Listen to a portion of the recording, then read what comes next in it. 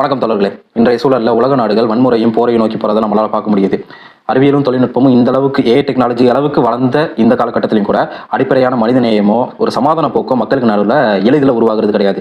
மத இனம் சார்ந்த வெறிகளாலும் முதலாளிகளுக்கு இருக்கிற சுரண்டி திங்கிற பேராசைகள்னாலும் இங்கே மக்கள் பரிதவிக்கிறத பார்க்க முடியுது. சில ஆண்டுகளுக்கு முன்னாடி ரஷ்யா யுக்ரைனுக்கு நடுவில் நடந்த தாக்குதல்களை பார்த்தோம். இஸ்ரேல் பாலஸ்தீனுக்கு நடுவில் நடந்தது பார்த்தோம்.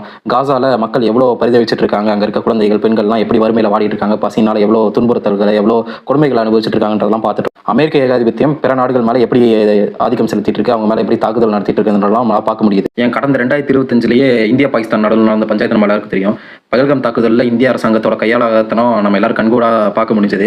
சரி, இதுக்கப்புறமாச்சு நம்ம அரசாங்கம் நம்மளோட பாதுகாப்புக்கு ஏதாவது பண்ணோம் அப்படின்னு பார்த்தா பொறுக்கி அரசாங்கமான பாகிஸ்தான் கவர்மெண்ட்ல போய் ஆபரேஷன் சிந்துன்னு சொல்லி அதுலேயும் தன்னோட மதவெறி அரிப்பை தீர்த்துக்கிறதுக்காக ஆபரேஷன் சிந்துன்னு பேர் வச்சதுல இருந்து தன்னோட சொந்த நாட்டில் இருக்கிற சிறுபான்மையினருக்கு எதிராக வெறுப்பரசியல பரப்புன மாதிரி விஷயங்கள்லாம் நம்ம பார்த்தோம். இவன் அவன் அடிக்க அவன் இவன் அடிக்கன்னு சொல்லி போரில் தான் கொண்டு போய் முடிய போறாங்கன்னு பார்க்குறப்ப சீஸ் ஃபயர்னு அறிவிச்சதும் அப்பாடா இனிமேலாச்சும் சத்தம் உங்க நூலை சுட்டிட்டு இது உங்க வாழை சுருட்டிட்டு இருங்கடான்னு சொல்லி நம்ம பெருமூச்சு விட்டு நிம்மதியாக உட்காந்து அமெரிக்காக்காரனே நம்மளை பார்த்து பயப்படுறான் அப்படின்னு சொல்லிட்டு அப்புறம் பார்த்தா திடீர்னு எப்ஸ்டீன் ஐலாண்டில் போயிட்டு ஆடாமல் ஆடுகிறேன்னு சொல்லிட்டு டான்ஸ் ஆடிட்டு வந்து நிற்க. அப்புறம் நம்ம டொனால்ட் ட்ரம்ப் ஒரு சிங்கிள் ட்வீட்டை போட்டு விட்றாப்புல என்னன்னா, அண்ணன் ஒரு வெனிசுலான்னு ஒரு இடத்த கைப்பற்றி வச்சிருக்கேன்டா தம்பி, போயிட்டு அங்கே என்ன இனிமேல் வாங்கிக்க, இனிமேல் ரஷ்யாவில் வாங்காத, இனிமேல் வெனிசுலாவில் போய் வாங்கிக்க அப்படின்னு சொல்லிட்டு ஒரு செல்லமா ஒரு ஆர்டர் போடுறாப்புல. சரி, நம்ம மோடிஜி தான் வீராதி வீரர் சூதராய் சூர் இதெல்லாம் ஏற்றுக்க மாட்டார். ஒரேடியாக இவங்க சொல்கிற இந்த டிமாண்ட் மறுதளிச்சு நாங்கள் அப்படிலாம் பண்ண முடியாது, நாங்கள் ரஷ்யாவில் தான் ஆயில் வாங்க போகிறோம் அப்படின்னு சொல்லுவாருன்னு பார்த்தா இல்லை நாங்கள் இப்போ தான் கீழே தமிழ்நாட்டில் ஒரு புதுசாக ஒரு கூட்டணி போட்டிருக்கோம். அங்கே இருக்க நம்ம சேலத்து செம்மல் ஒருத்தவர்கிட்ட நாங்கள் கற்றுக்கிட்டோம் எப்படி உங்ககிட்ட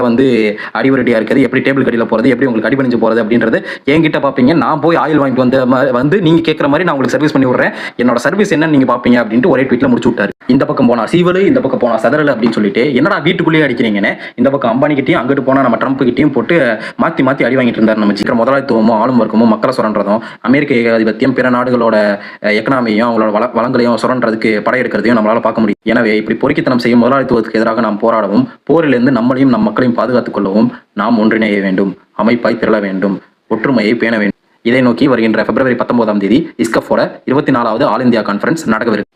போர்கள் இல்லாத உலகை நோக்கி டுவர்ட்ஸ் த வேர்ல்ட் வித்அவுட் வார்ஸ்னு அடையாறுல முத்தமிழ் பேரவையில் காலை 10 மணி அளவில் நடக்கவிருக்கு. மேலும் இந்த ஈவெண்ட்ல கியூபா, பாலஸ்தீன் போன்ற நாடுகள்ல இருந்து பிரதிநிதிகள் அவங்க இந்த அமெரிக்க ஏகாதிபத்தியத்துக்கு எதிராக எப்படி செயல்பட போறாங்கன்ற அவங்களோட கருத்துக்களையும் நம்ம கிட்ட பகிர்ந்துக்க போறாங்க. இதை தாண்டி நிறைய கலை நிகழ்ச்சிகளும் நடக்கவிருக்கு. ஃப்ரம் கீரடி டு கியூபான்னு சொல்லி ஃபோட்டோ எக்ஸிபிஷன்லாம் நடத்துறாங்க.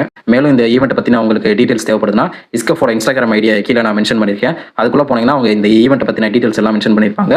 உங்களுக்கு மேலும் எது தேவைப்படுதுன்னா உங்களை கான்டாக்ட் பண்ணி டீட்டெயில்ஸ் கேட்டு வருவேன். வருகின்ற February 19 அடையார் முத்தமிழ் பேரவையில் காலை 10 மணி அளவில் நடக்கிறதுக்கு எல்லாரும் கலந்துக்கோங்க.